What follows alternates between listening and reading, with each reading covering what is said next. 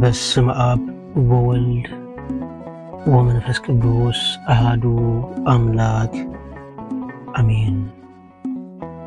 ዓለማት ብፍቕሪ ዝገዛእኻ ጥንቲ ዝነበርካ ኣልፋ ዓለም ሕሊፍካ ትነብር ኦሜጋ መጀመርታን መወዳእታን ዘይብልካ ናይ ኣቦታትና ኣምላኽ ናይ ሰራዊት ጌታ ስለትኽንገር ዘይክእል ውዕለትካ ስለትኽንገር ዘይክእል ምሕረትካ ስለትኽንገር ዘይክእል ፍቕርኻን ርህራሄኻን ክብርን ምስጋናን ኣምልኾን ውዳሴን ስግደትን ንዓኻ ይግባእ። ኦ እግዚአብሔር ኣምላኸይ ሎሚ ንግሆ ስለ ዘባራበርካኒ የመስግነካ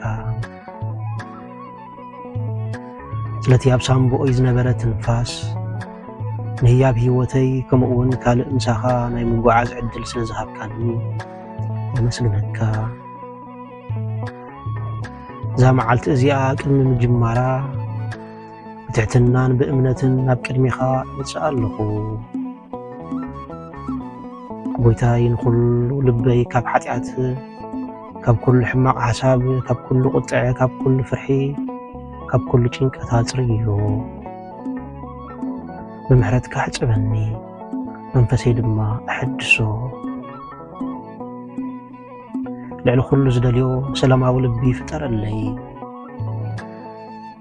ሎሚ መደባተይ ሕልመይ ቃልሰይ መጻኢ ዕድለይ ኣብ ኢድካ ኣረክብ ኣለኹ። ኣብ ዝኸድክዎ ስጉምተይ ምራሕ ካብ ሓደጋታት ሓደጋ ሕማም እኩያት ሰባት ፈተናን ካብ ኩሉ ሕቡእ መጻወድያን ጽላኢ ሓልወኒ። ቅዱሳን መላእኽትኻ ከቢቦምኒ እዛ መዓልቲ እዚኣ ምሉእ ብሰላም ክሕልወኒ ኣዝዞም። ኣምላኸይን ጎይታዬን መድሓኒን ኢየሱስ ክርስቶስ ምስ ደኸምኩ ብሓይልኻ ምልኣኒ። ፍርሒ ኣብ ልበይ ከኣቱ ምዝፍትን ትብዓትካ ምልኣኒ። ኣብ ነፍሲ ወከፍ ዝገብሮ ውሳነ ጥበብ ምልኣኒ። ሸለልትነት ዝመልኦ ቃላት ከይዛረብ ሓግዘኒ። ምስ ካልኦት ትዕግስቲ ፍቕሪ ይቕረ ኽብልን ትሕትና መሃርኒ።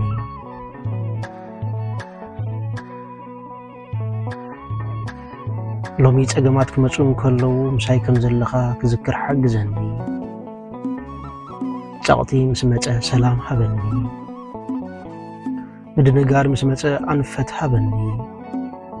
ጓሂ ምስ መጸ ፍቕርኻ ፈጺሙ ከም ዘይገድፈኒ ኣዘኻኽረኒ። ኦ ኣቦይ ስራሕ ኣዳወይ ባርኽ። ኣብ ህይወተይ ናይ ዕድልን ሞገስን ስንቅን ማዓጾታት ክፈት። ስርሐይ ትምህርተይ ስድራይ ከምኡውን መጻኢ መደባተይ ባርኽ። ናብ ዕላማይን ምርግጋእን ምርሓኒ።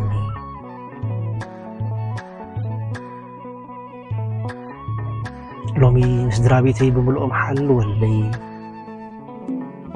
ንሕሙማት ፈውስ ተስፋ ንዝቑረፁ ኣተባብዕ። ነቶም ሰቂሎም ዝቃለሱ ዘለዉ ኣበርታዓዮም።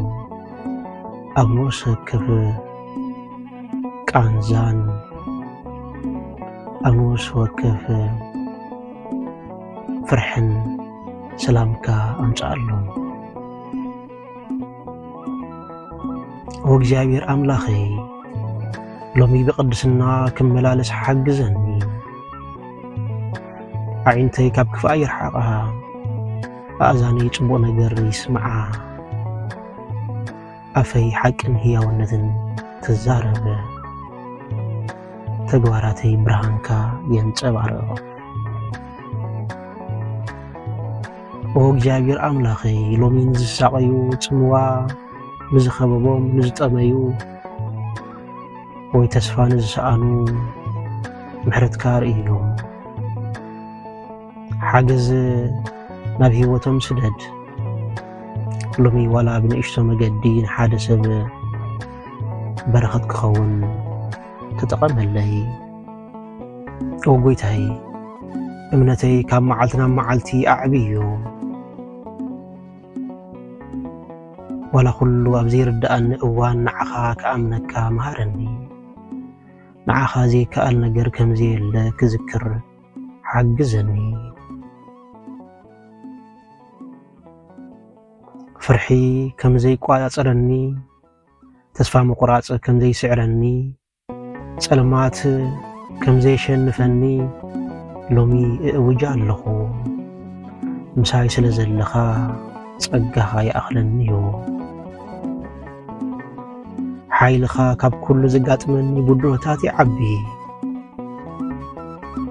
ኦ እግዚአብሔር ኣምላኸይ ጸሎተይ ስለ ዝሰምዓኻ የመስግነካ ዋላ ብድኻመይ ስለ ዘፍቀርካኒ የመስግነካ ነዛ መዓልቲ እዚኣ በኣኻን በተስፋን እምነትን ብምትእማን እጅምራይ